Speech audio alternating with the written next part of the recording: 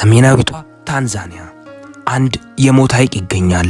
ፍጹም ምህረት የለሽ እንስሳትን ወደ ድንጋይነት የሚቀይር ውብ ነገር ግን ደግሞ በእጅጉ አስፈሪ። ይህ የሆረር ፊልም አይደለም።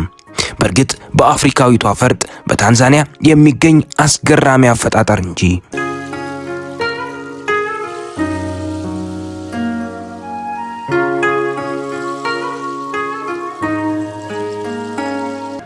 እንኳን ወደ ናትሮን ሐይቅ በደህና መጡ።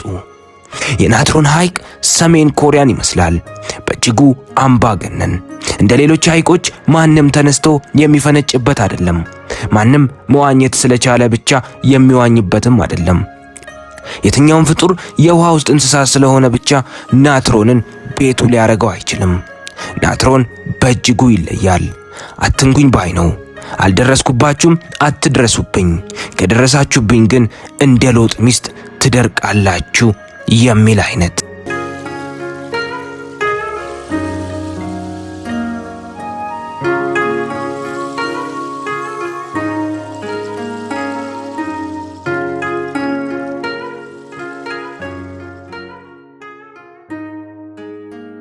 ይህ የሞት ሐይቅ ከታንዛኒያ ተቀምጦ ዓለምን ያስደመመ ደማቅ ቀይ ቀለምን የተላበሰ ብዙዎችን ሐውልት አድርጎ ያኖረ ሐይቅ ነው።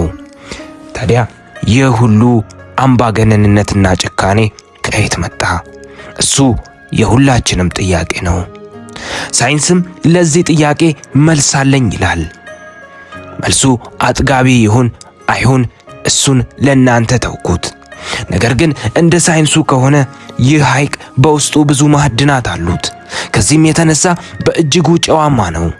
በሳይንስ ቋንቋ የፒኤች ቫልዩ ወይም ደግሞ ፓወር ኦፍ ሃይድሮጅን 12 የደረሰ የብረትን ቀለም የሚያስለቅቅ የቆሸሸን ነገር ፍጹም ንጹህ የሚያረግ አይነት፣ ነገር ግን የሰውን ቆዳ ቢያገኝ እንደ እሳት የሚያቃጥል።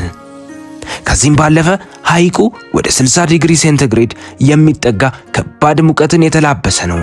ለሰው ልጆችና ለአብዛኛው እንስሳ የማይመች ሙቀት። ሳይንስ እንደሚያስረዳው ከሆነ እነዚህ ምክንያቶች ለሐይቁ ጨካኝ ባህሪ ዋና መንስኤዎች እንደሆኑ ነው። ይሁንና በዚህ እንደ ሲኦል በሚያስፈራው ሐይቁ ውስጥ ሁሉን ለምደው ሐይቁን ተቆጣጥረው የሚኖሩ እንስሳቶች አሉ ብላችሁ ምን ይሰማችኋል?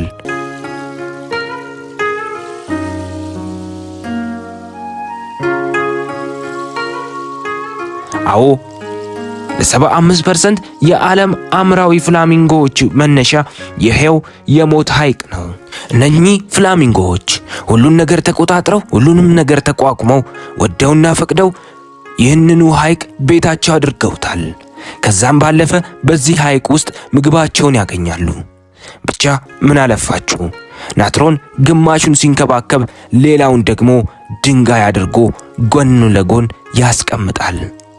አትላስ አርካይቭስ ግሎባል ዛሬ በአፍሪካዊቷ ልብ ታንዛኒያ ገብቶ ውሸት መሰል እውነት የሆነውን ፍላሚንጎዎችን ብቻ መርጦ የወደደውን የሞት ባህር ቃኝቷል። ቀጣይ በሌላ ውሸት መሰል እውነት እስከምንገናኝ ቸርን ሰንብት እያልኩ ሰብስክራይብ ማድረጋችሁን አትርሱ ብዬ የዛሬውን በዚሁ አበቃው። ቻው ቻው።